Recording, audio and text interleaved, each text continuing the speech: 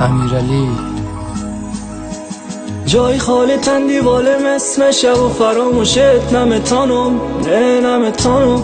او روزای خوش گذشت تو کد خاطراتش مال خوش میمانم.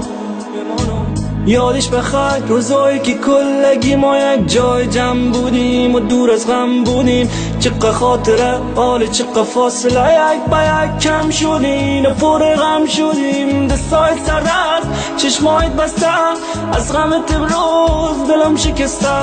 دلتنگی دیروز نفرین به امروز در دل میمانه بی غم جان سود. یکی در راه خارج یکی در جنگ داعش یکی پیش چشمایم جان مت خدایم. بس خدا جان ایوب خونستم نگی دیگه از این عزیزایم. غریب و سرگم در ملک مردم بس پناهی در این زمانه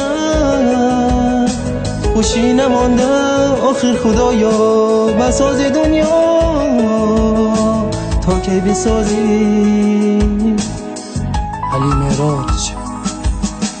عکس تقاب دلم دقیقه صبح تا میگردم پشت تان در کوچه و خاطرات. چشمایم گریان فکرم پرشان چقدر خوش بودیم قدیما کردیشان. یالی یکی دانشگی خود خوشه یکی سیکرت فقط مرهمه درد داشته یکی پیش خدا روان کرد. همی درداست که ما رو کلان کرد. یالی سعی میکنم بین ما فاصله شده روزای خوبمان کلش خاطره شده. خاطرات زیبا یادگار در دیوار هر وقت سعی میکنم روح من بشه به ما. میدانم خدایا تو خیر خواستی اندی بالا رفتن در راه راستی. مگله ندارم و این تقدیر ماست زندگی یک امتحان از سوی خدا. تنهای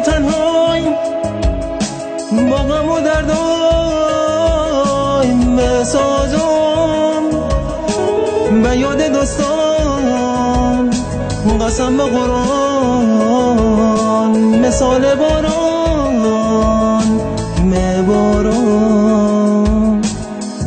رسولارچ. نگاهم کو که چطور اشکایم چکه دانه دانه.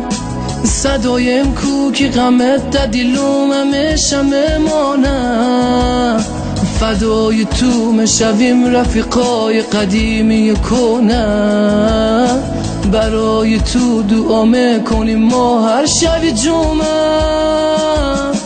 اندیوال خوبم تو بودی مثل بیرارم جای عشق نمیگم ولی بودی کنارم. یالی تو نیستی نمانده صبر و حوصله من ماندم و تنهایی و آهوست گله. میگم حیف تو شد نه روزای خوبی مان من دستای میبرم به سوی آسمان.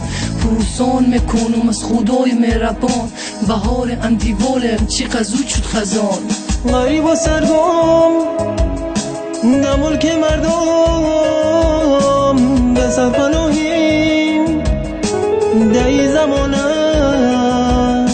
خوشی نمانده آخر خدایا بساز دنیا تا کی بسازی. حمید پیروز.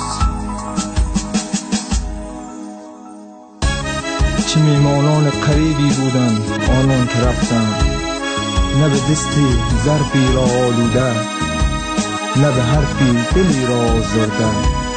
تنها به فاتحه قانم و اندکی